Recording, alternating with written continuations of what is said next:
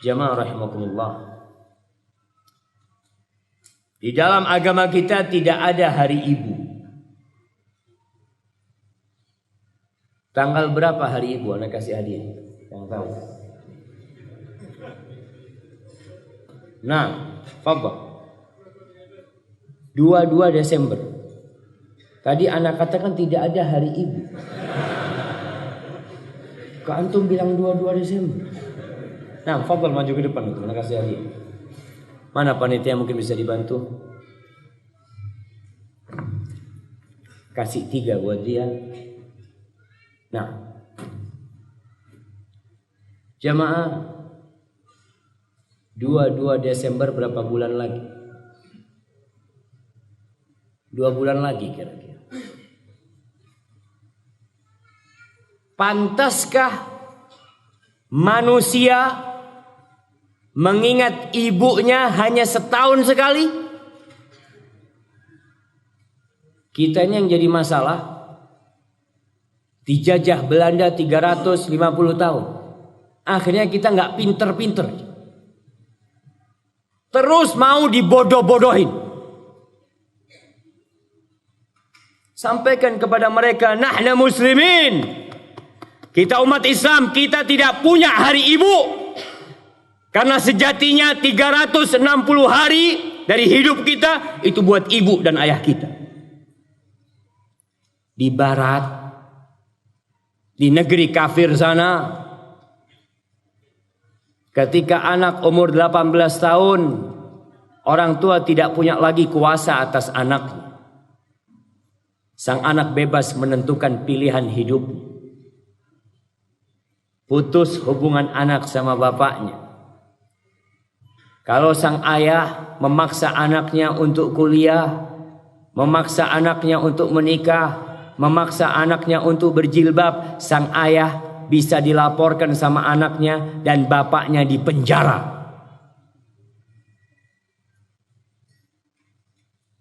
Maka hubungan sosial di antara mereka nggak karu-karuan. Kemudian muncul sebagian orang yang mulai berpikir untuk kembali berbuat baik sama ibunya. Gimana kalau kita bikin 1 hari dalam setahun buat ibu kita? Oh iya, kata dia, ini ide bagus. Ana izin minumnya.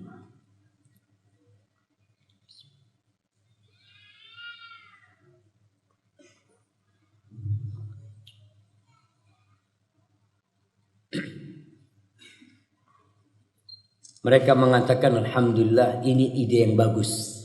Dibikinlah oleh mereka hari ibu. Pada hari ibu apa yang dilakukan mereka? Kirim hadiah buat ibunya. Mengingat ibunya. Ibu makasih bu. Dibikin film-film pendek yang menunjukkan bagaimana anak seharusnya ingat sama ibunya. Tapi hanya setahun sekali. Kan lebih baik Ustaz daripada tidak sama sekali. Jamaah, jangan mengobatin penyakit dengan penyakit. Ketika kita bikin hari ibu, sang anak akan merasa sudah berbakti. Kalau pada hari ibu itu dia mengingat ibunya selesai. Hari ibu ngajak ibunya makan bareng, kasih hadiah sama ibunya. Selesai, khalas, alhamdulillah, ana berbakti sama ibu ana. Subhanallah. Tuh sahabat yang ingin berjihad di jalan Allah disuruh pulang, suruh diam di kaki ibunya, jangan kemana-mana. 24 jam kali 360 hari engkau bersama ibu. Itu Islam. Tapi kita kadang-kala jemaah itu masih mau dibodoh-bodohi. Karena kita tersilaukan dengan peradaban barat. Peradaban mana yang dibanggakan yang di barat? Pemerkosaan yang terjadi hampir tiap menit di sana, pembunuhan yang terus, perzinaan, itu peradaban. Kalau bicara teknologi, silahkan contoh teknologinya. Tapi adab mereka jangan dicontoh. Kita punya adab sendiri sebagai seorang muslim. Dan ingat, Allah sudah menurunkan agama ini sempurna. Kemudian bagi wanita-wanita yang merasa haknya di dalam Islam disepelekan, diabaikan. Ada aktivis gender, ada lagi emansipatoris yang mereka menginginkan persamaan antara lelaki dengan wanita. Padahal engkau tahu lelaki dan wanita nggak sama. Jamaah, ana bingung jamaah. Ana bingung banget. Ana kemarin baca berita di salah satu situs. Ada seorang wanita di Pakistan kalau nggak salah. Itu jadi tukang bengkel. Lalu di blow up mengatakan, oh Pakistan sekarang sudah meninggalkan tradisi mereka. Perempuan sudah boleh bekerja di bengkel. Allahu Akbar. Ini sebuah penghinaan buat wanita. Seharusnya dia menjadi ratu. Seharusnya suaminya yang bekerja. Kok wanita suruh ke bengkel? Ibu-ibu, kalau disuruh ganti suaminya kerja di bengkel mau? Gendong anak, bongkar mesin. Ini kezaliman buat wanita. Karena masih ada yang berpikiran kalau wanita di rumah tidak bekerja. Kata siapa wanita tidak bekerja? Wallahi jamaah, buat kaum emansipatoris, buat aktivis gender yang agamanya Islam, tolong buka Qur'annya. Baca Qur'annya.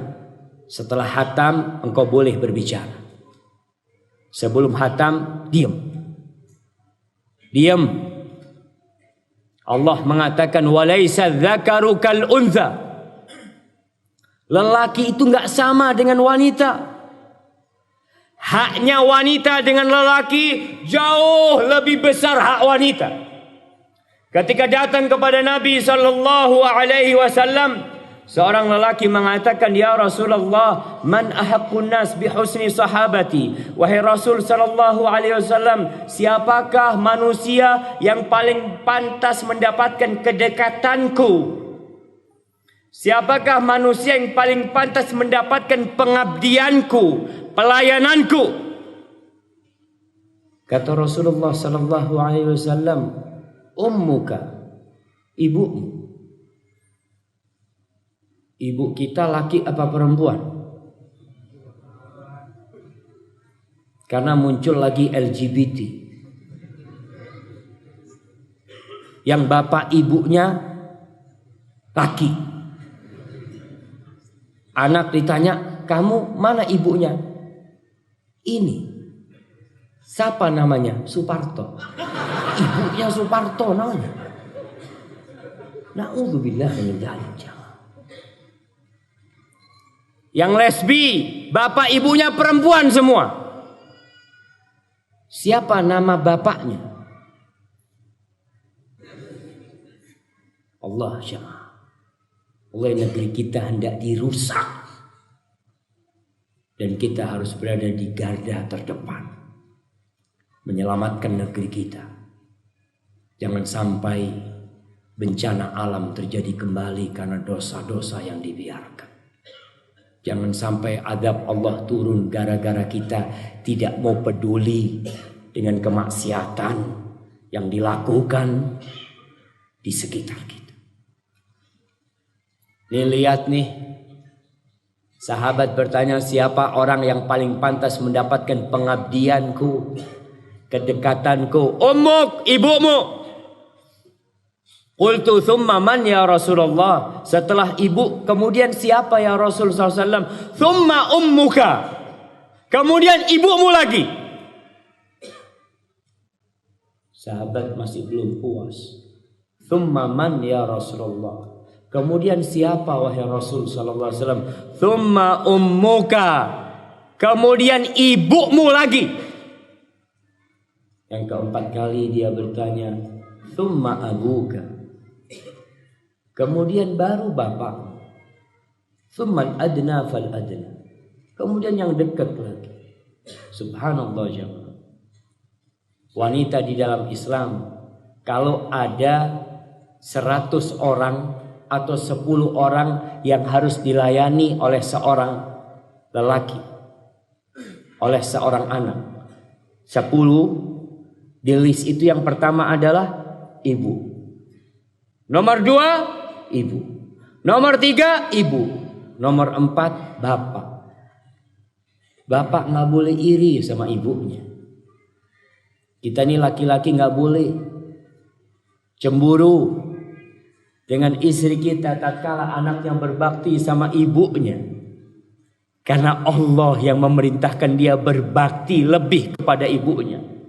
Hamalathu ummuhu wahnan ala wahnin wa fisaluhu fi amain. Ketika Allah memerintahkan agar berbakti kepada orang tua, Allah katakan ibunya ingat, ibunya yang hamil, ibunya yang melahirkan, ibunya yang menyusui. 3 hal ini yang tidak pernah dilakukan oleh bapak. Bisakah bapak gantian sama ibunya hamil? Nggak bisa. Bisakah bapak ganti melahirkan anaknya? Tahu-tahu ada bapak nyusui anaknya? Nggak bisa. Maka di situ hak ibu 3 kali di atas bapak.